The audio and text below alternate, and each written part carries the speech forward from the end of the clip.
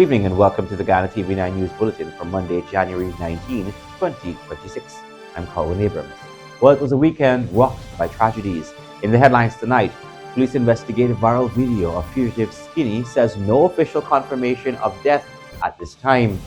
We were pleading with them. Family alleges negligence in death of the 22-year-old woman who jumped from the hospital window.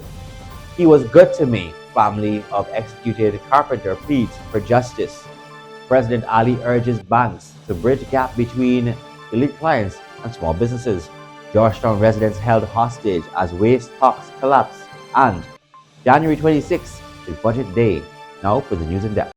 What was supposed to be a weekend of joy and birthday planning for a Beirut family has instead descended into a nightmare of blood and unanswered questions. On Sunday night, a quiet community at Bachelor's Adventure was shattered after 34-year-old Hampton Chichester, a father of 5 young children, was executed in cold blood just steps away from his front door. As a mother's scream for justice echoed through the East Coast, the killer remains at large. And TV9 News was on the scene. Here's more. To know that my son is strong and he could just come down to see his little son birthday, celebrate with him, and somebody shot him. It's not easy for me. Those are the sound of a mother's heart breaking. Mary Smith Chichester is a woman shattered, left to mourn a son who was the pillar of her home. Hampton Chichester, known to everyone as Orlando, was more than just a 34-year-old carpenter. He was a father whose life was violently stolen at approximately 19:30 hours on Sunday evening. On Monday, when Ghana TV9 News visited the scene, the silence at Beirut Road was broken only by the footsteps of the Criminal Investigation Department ranks. They are scouring the dirt for clues, trying to piece together why anyone would want this hard-working father dead. Speaking exclusively with Ghana TV9 News, Mary recounted the cruel irony of the timing. The family wasn't prepared for a funeral. They were preparing for a party. Because his son's birthday was the 13th of this month, his only son. And he was crying and saying his father is in birthdays. And, he's not here to, the day when it was his birthday. And after he ordered, he ride and he came down the very day, late in the afternoon, and you go back the morning. And so he said that he want his cousin, which is this Jonathan, and 3 of his school friends, the mother must cook some food for them and let them celebrate the birthday. So the father decided to ride and come down so that, he can sit with them and eat and drink. And the wife told me that he finished eating and he went to take a bath. And then he says he's going to cut his hair. He put on a 3/4 pants and a top, and he says he's going to cut his hair and come back. And that was it. The quiet Sunday evening was shattered by the deafening crack of gunfire. Mary was inside her home, unaware that just meters away her son was taking his final breath into the dust. I was inside sitting down, and I heard some resident from the back run up in front and was telling my daughter that my son gets shot and he's dead. But I know that my son is working in Bordeaux and he was to come down, but I don't know what time. I know he would come down, or he would come down like actually dusk time. So when they said that he gets shot, I said, man, he didn't come down as yet. And I didn't believe. However, I put on my clothes and I went out. I saw a crowd out there. And when I look and notice my son lying, from the way he looked, I know that he was dead. The motorbike was at the corner in the trench, and he wasn't far from the trench lying there. And I go and I touch his belly. And the police said, no, you can't touch him. And I began to cry because Orlando was found slumped on the ground, his body pierced by bullets to the chest and shoulder. By the time the sirens from the Georgetown Public Hospital ambulance reached the scene, it was too late. A doctor's pronouncement turned a rescue mission into a murder investigation. To his mother, Orlando was a man of peace, plain-spoken, diligent, and deeply respectful.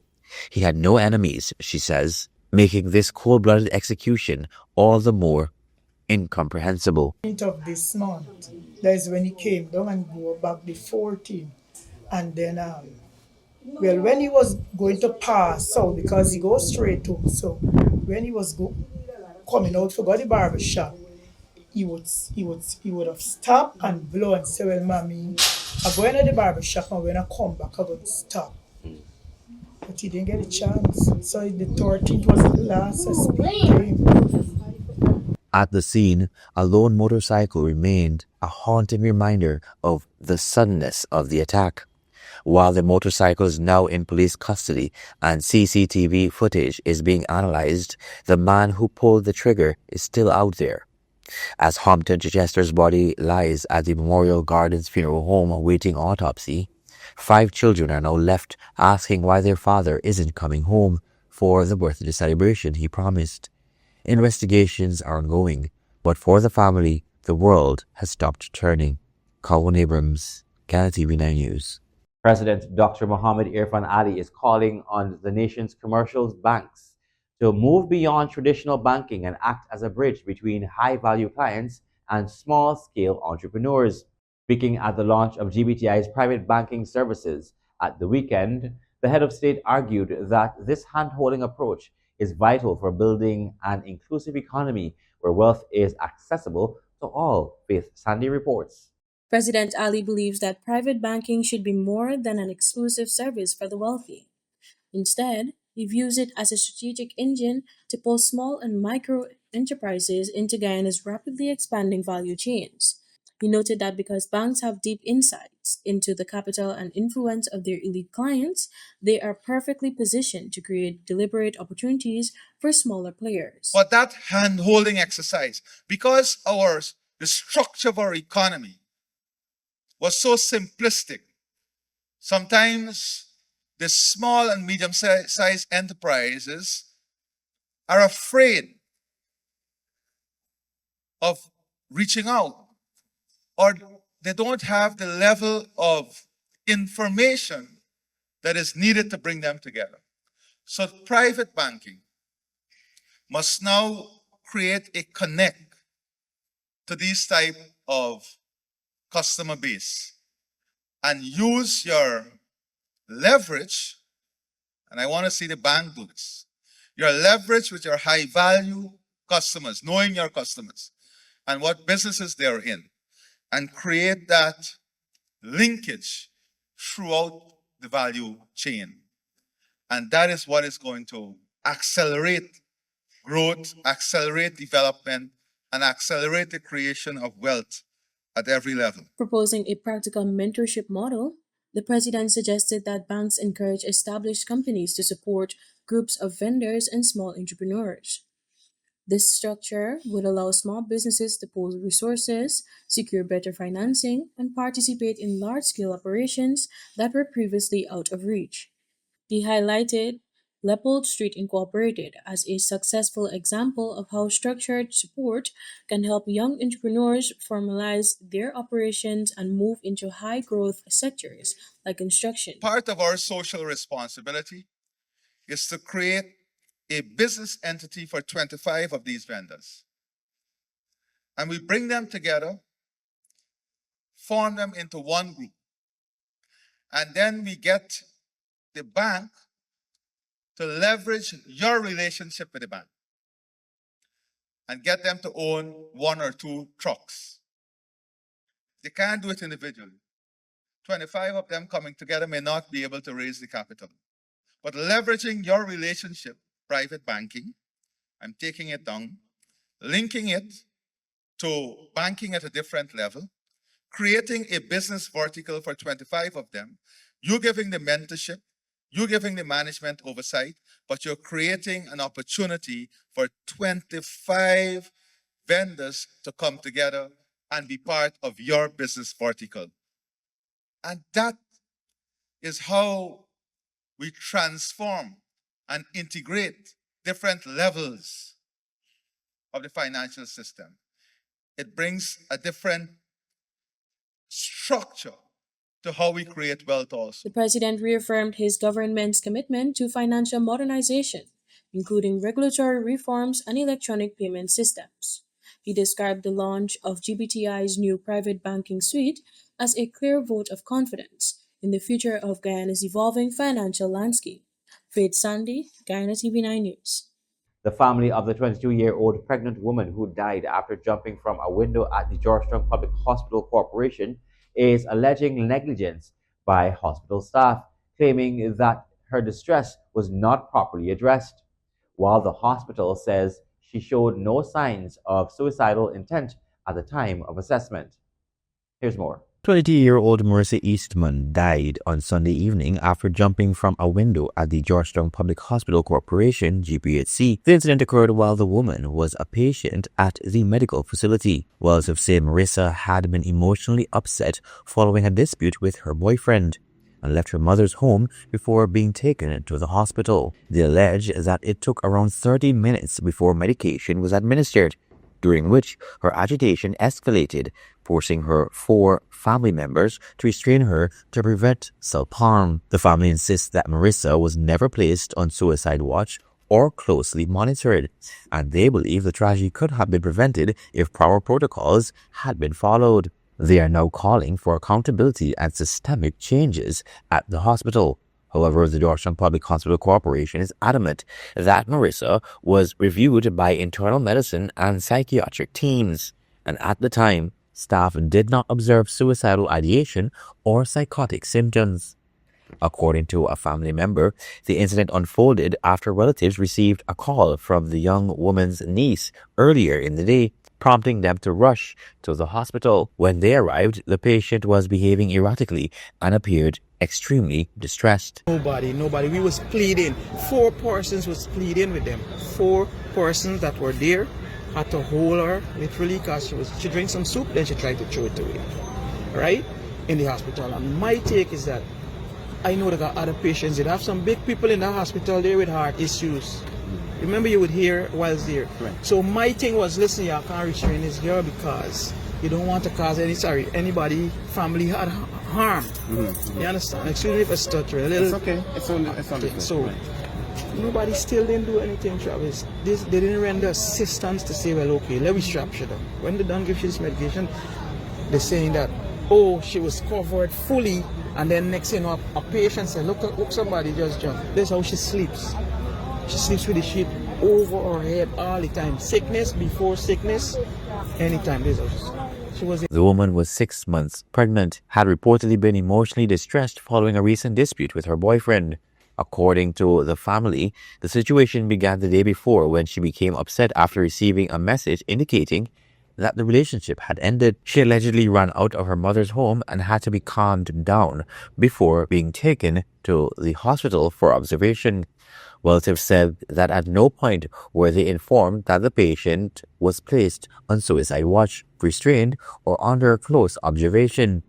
They insist they repeatedly asked hospital staff to intervene more urgently. For future endeavors, that is bad for our country because it shows clearly that it could happen to anybody else. And this should be a stepping stone to prevent that from happening in the future, because this is terrible.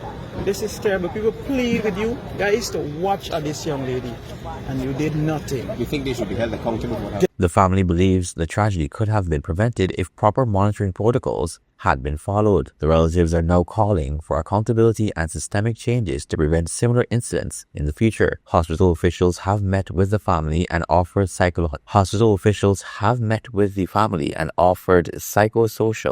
and psychiatric support to relatives and staff affected by the incident. The GPHC has also launched a full internal investigation to review patient observation and mental health monitoring protocols, including suicide watch policies, to ensure patient safety is strengthened in the future. Colin Abrams, Guyana TV9 News. Local government minister Priya Manikchand says Georgetown residents are being, quote, held hostage to poor politics. after Mayor Alfred Mentor and APNU aligned councillors withdrew from scheduled talks on the city's sanitation crisis. The minister says the withdrawal stalled efforts to address garbage collection problems, adding that residents should not suffer because of political maneuvering. City Hall has been given a deadline to submit a plan to improve sanitation services.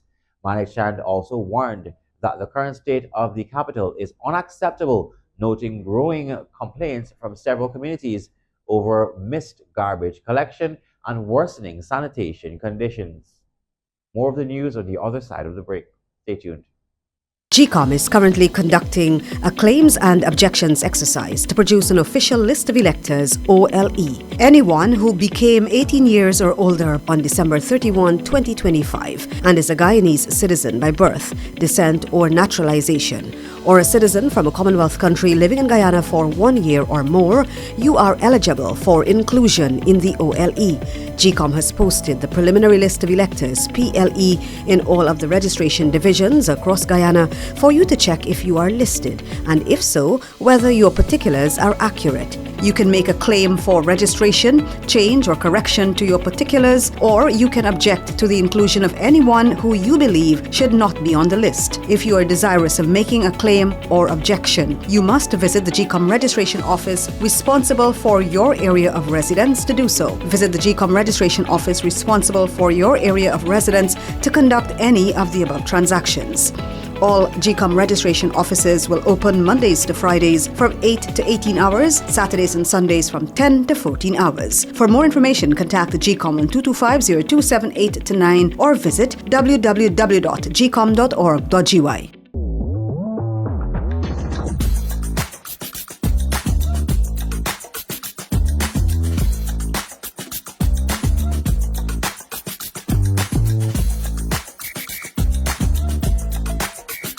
GCOM is currently conducting a claims and objections exercise to produce an official list of electors, OLE. Anyone who became 18 years or older on December 31, 2025 and is a Guyanese citizen by birth, descent or naturalization, or a citizen from a Commonwealth country living in Guyana for 1 year or more, you are eligible for inclusion in the OLE.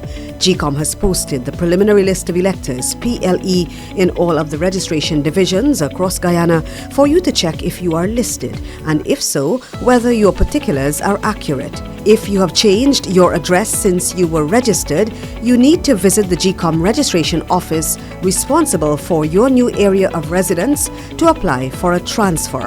Sunday, January 18, 2026 is the last day you can apply for a transfer during this exercise. For more information, contact the GCOM on 225-0278-9 or visit www.gcom.org.gy.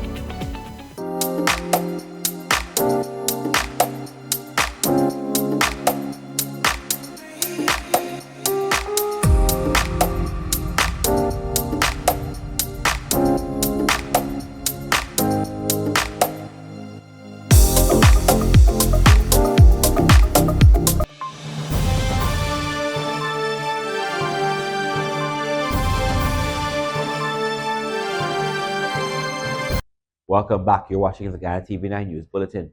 The Ghana Police Force is investigating a disturbing viral video that appeared to show a known fugitive shooting himself during a live social media broadcast on Sunday. While the footage has sparked widespread alarm, authorities say they have yet to receive any official report of a death in any of the 12 policing regions. Here's more. Graphic footage being circulated on Facebook Sunday purportedly showing Jamal Bourne, also known as Skinny. Bourne has been a wanted man since September 2024 in connection with the murder of Akeem Hamer. In the live stream, a man identified as Bourne is seen brandishing a loaded firearm while listening to music. The video shows the individual clearing the weapon but seemingly leaving one round in the chamber. After pointing the gun to his head and pulling the trigger, the stream captured the sound of screams from bystanders before the video abruptly ended. Despite the graphic nature of the broadcast, the Ghana Police Force issued a statement urging caution While they're confirming the video shows born in the company of others with several suspected firearms, they have yet to locate a body or a crime scene. At this time, there is no official confirmation of his death. No reports have been received in any of the 12 policing regions regarding the incident. The force is making all necessary inquiries to verify the location of the video and the circumstances surrounding it. The incident has reignited a national conversation regarding gun violence and the role of social media in broadcasting trauma. Analysts are pointing to this as a symptom of deeper societal challenges, including the proliferation of illegal firearms and the lack of real-time digital monitoring.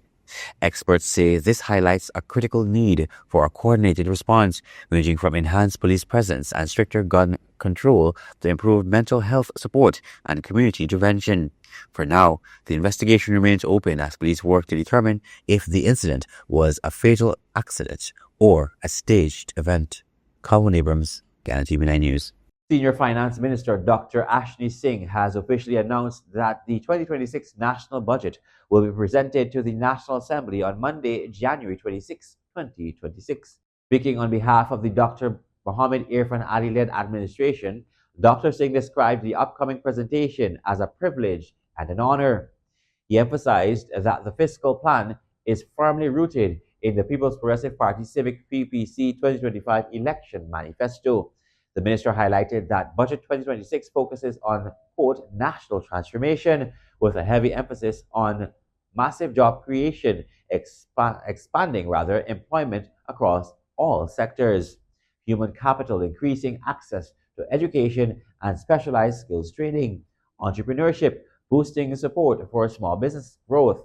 Dr. Singh concluded that the budget's primary objective is to ensure that every Guyanese in every sphere of life has the opportunity to uplift themselves and participate in the nation's rapid development. In early 2026, the government of Ghana will launch a nationwide consultation to address social media's impact on youth mental health and online safety. Minister Kwame McCoy emphasized that the initiative will prioritize public engagement over restrictive measures to guide future policy. Faith Sandy reports. Minister McCoy said social media platforms, while offering connection and creativity, have increasingly exposed young people to cyberbullying, online predators, misinformation, and harmful trends. He noted that global studies link excessive social media use to anxiety, depression, low self esteem, disrupted sleep, reduced attention spans, and academic decline, warning that these risks are no longer theoretical but lived realities for families. Across the world, societies are coming to terms with the unintended consequences of unregulated digital spaces on young people. Social media platforms, while offering opportunities for connection and creativity, have also become spaces where children and adolescents are exposed to cyberbullying, online predators, misinformation, harmful trends, and unrealistic portrayals of life that fuel anxiety, depression, and low self-esteem. Studies globally point to increased mental health challenges among our young people, disrupted sleep patterns, reduced attention spans, academic decline, and a growing dependence on online validation. The minister revealed that his office has received numerous complaints from parents, educators, community leaders, and citizens about the misuse of social media and its effects on behavior, safety, and social cohesion. He said President Dr. Mohamed Irfan has outlined a consultative roadmap, stressing that the government's approach is not about silencing voices, but developing balanced solutions that protect young people while upholding democratic values. As minister with responsibility for information and public affairs, I have personally received numerous complaints and reports highlighting the misuse of social media and the harm it is causing, particularly among our young people. These concerns come from parents, educators, community leaders, and ordinary citizens who are worried about the impact on mental health behavior, safety, and social cohesion. It is against this backdrop that President Dr. Mohammed Irfan Ali has provided a clear and thoughtful roadmap on how the government intends to approach this challenge. Rather than reacting in haste or adopting blunt measures, the President has emphasized consultation as the guiding principle. Internationally, governments are introducing age limits, tougher online safety laws, and digital literacy measures as concerns grow over online abuse and self harm. Minister McCoy said Guyana will study these approaches but craft its response through broad national consultations, recognizing that the issue affects families, schools, communities, and the nation's future. Faith Sandy, Guyana TV9 News. Guyana is no longer preparing for a tourism boom. It is actively claiming its seat at the table. That was the message from President Dr. Mohammed Irfan Ali this weekend as he commissioned the $18 million Plaza Court Hotel in Georgetown. The president declares that with massive infrastructure expansion, Guyana is now ready to dominate the regional market. Here's more. The landscape of Main Street, Georgetown has a new landmark. The $18 million Plaza Court Hotel officially opened its doors this weekend, serving as a symbol of Guyana's aggressive push into the Caribbean tourism arena. Speaking at the commissioning, President Irfan Ali made it clear the days of being a spectator are over. As we open the Plaza Hotel on Main Street, we are making a statement that says Guyana is ready for the big league in tourism. We are going to play in the league. We are not spectators anymore. We are coming for the market, we are coming hard, and we are coming to be successful. And I say that with the greatest humility and with God's guidance behind us. The president says this momentum is fueled by a national mission to bridge the gap between quote-unquote potential and product. He outlined a vision that positions Guyana as a dual-threat destination combining South American eco-adventures with world-class Caribbean hospitality. We have a vision, which we are converting to a mission. It is, and I quote, to establish Guyana as a premier sustainable tourism destination in the Caribbean and South America, where unparalleled natural wonders, vibrant culture, and world-class hospitality converge to create transformative experiences for visitors and shared prosperity for all Guyanese. But a vision requires more than brochures. President Ali emphasized that the government's heavy investment in runways, ports, and roads is the essential platform that allows the private sector to thrive. He noted that potential is finally being converted into performance. Promise is being transformed into product. To turn promise into reality, you must build a platform. And we recognize that the foundation of any serious tourism industry is infrastructure. Tourism does not happen in brochures. It happens on runways. It happens in ports. It happens in hotels. It happens in communities that are accessible, prepared, and proud. That is why Guyana has been investing decisively in its physical and social infrastructure. The strategy appears to be working. The president revealed that 9 international groups are already in talks to host major conferences in Guyana this year, cited specifically because the country now has the room capacity to handle them. Looking ahead, the head of state promised a new wave of investment focused on ecolodges and nature-based tourism, declaring that for Guyana's travel industry, quote-unquote, success is the only choice. Adana Dorek, Guyana TV9 News. More of the news on the other side of the break. Stay tuned. Want to place your death announcements and in memoriam messages on Channel 9? Call 592-761-5006, 710-5008, 600-5006. Or visit our office at Lot 85A Lamaha Street, Albertown, Georgetown, Century 21 Building.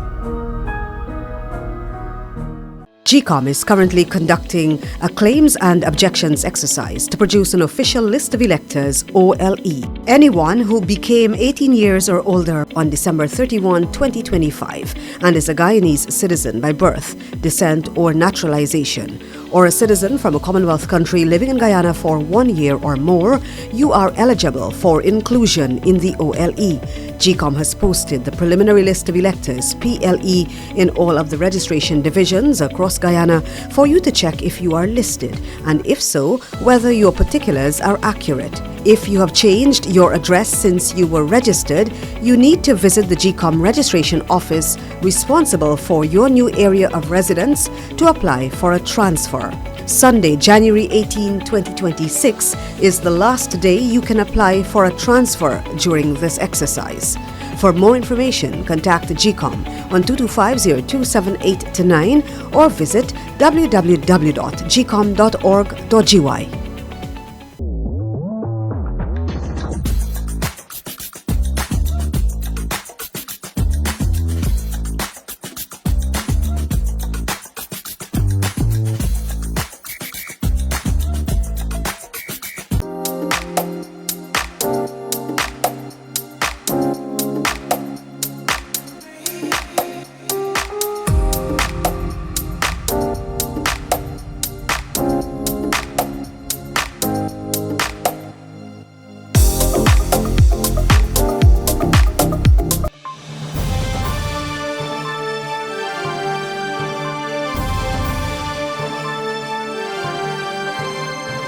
You're watching the Ghana TV9 News Bulletin. Ghana is laying the foundation for a cheaper, more reliable energy future. In a recent appearance on the Starting Point podcast, Prime Minister Brigadier Retired Mark Phillips revealed sweeping plans to double the nation's gas-to-energy capacity while slashing electricity costs for all Guyanese. More from Adana Doric. The government's strategy responds directly to the explosive national growth that has redefined Guyana's landscape. Over the past 5 years, a surge in new housing schemes, hospitals, hotels, and industrial hubs has placed unprecedented pressure on the national power grid.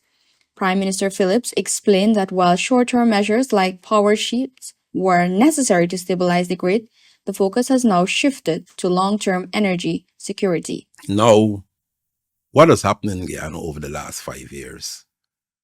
We've had tremendous growth. All of us agree there's been tremendous growth.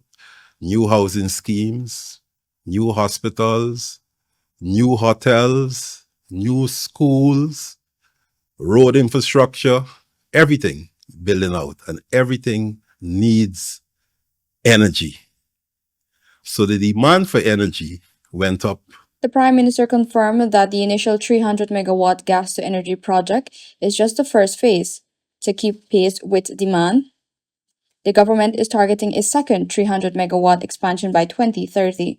This total 600 megawatt output is designed to satisfy the country's energy appetite as development accelerates. The 300 megawatt gas-to-energy project is more mid-term to long-term planning. 300 additional megawatts of power will satisfy the growing need for energy in Guyana. And by our projections, we will continue to grow. For example, the president talked about 40,000 houses over the next 5 years. That's 40,000 houses demanding additional electricity, right? You know about hotels opening, like every 3 months now, we open a hotel in Guyana. There are requests for more investment, not only in hotel, but in agro-processing, and you name it. All aspects of development, where there are opportunities for investment. Beyond reliability, the administration is making a landmark promise on affordability, a 50% reduction in electricity costs for consumers. This strategy also includes a new gas bottling plant, which aims to lower the cost of cooking gas for households and create a new export commodity for the Caribbean. We promise 50% reduction in whatever you're paying for electricity right now. Now, with the gas bottling plant that has been advertised, we have a request for proposals. Yes. When that comes on stream, it means that we'll be producing and bottling gas and distributing to the people of Guyana at a far lower cost than they're paying for right now. It means that we could also market and export the gas to the wider Caribbean. The energy roadmap extends even further into the manufacturing and agricultural sectors. Plans are on the way for local fertilizer production, which the Prime Minister says will ease expenses for farmers and lower food prices nationwide. By integrating energy production with industrial manufacturing, Guyana is not only securing its domestic future, but cementing its role as the emerging energy and production hub for the entire region. Donna Dore, Guyana TV9 News. Mashramani 2026, Ghana's flagship Republic Festival, was officially launched on Friday at Georgetown's Railway Courtyard. With a record $120 million investment, government officials and culture groups showcased vibrant costumes, music, and performances, highlighting national unity and heritage. Set for February 23, the festivities promise to elevate Mashramani locally and internationally. More from Faith Sandy. The launch was a lively and colorful affair, igniting Georgetown with music, dance, and spectacle. A mini parade kicked off the evening, featuring dancers, drummers, and stilt walkers, while audiences got an exclusive preview of the year's masquerade bands, floats, and extravagant costumes. Artistic designs from government ministries, private organizations, and local cultural collectives showcased the rich diversity of Guyana's heritage, blending tradition with modern creativity. Live performances by top Guyanese musicians brought rhythm and energy to the event, highlighting the talent and vibrancy of the nation's creative sector. The 2026 festival theme, Expressing Our Culture Through Innovation and Creativity, reflects a renewed focus on fostering ingenuity while celebrating the country's cultural roots, ensuring Mashramani remains both a contemporary and historically grounded celebration. Minister of Culture, Youth and Sport, Charles Rumson, announced that the 120 million Guyana dollars investment is the largest in Mashramani's history, signaling the government's commitment to boosting the creative economy and supporting community engagement. The funding will enhance infrastructure, costume design, event production, and performances, elevating Mashramani as a world-class cultural showcase. This festival bridges the past and present, the minister noted, emphasizing that Mashramani 2026 will encourage innovative interpretations of Guyana's diverse heritage, foster national pride, and inspire young creatives across the country to engage with their culture in fresh and exciting ways. As Guyana counts down to February 23, 2026, communities across the country are preparing for a full schedule of festivities, including masquerade bands, float parades, street performances, and music competitions. Beyond entertainment, Mashramani serves as a platform to celebrate cultural identity, strengthen community bonds, and showcase Guyana's artistic talent to the world. With its blend of tradition, innovation, and festive energy, Mashramani continues to stand as a vibrant signal of national pride, where the country comes alive in color, music, and creativity. Faith Sandy, Guyana TV9 News. Thank you, Faith. Now for some regional news. In Trinidad, an elderly couple was attacked during an attempted robbery at their Valsain home on Sunday afternoon, an incident witnessed by a 7-year-old girl who raised the alarm. The child alerted an adult after seeing her step grandmother being stabbed and beaten while the elderly man tried to fight off the attacker. The suspect fled, leaving blood throughout the house and a blood-stained knife behind, though nothing was stolen.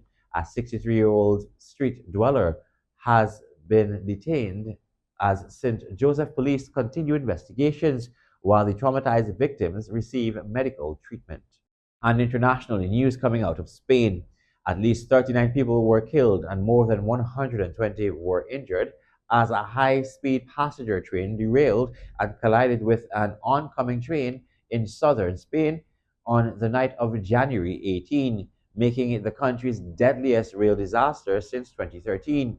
The crash occurred near Adamas in Cordoba province, prompting a massive emergency response as authorities began investigating how two trains ended up on the same stretch of track. Survivors described scenes of chaos and terror, with injured passengers trapped and others dying in front of them.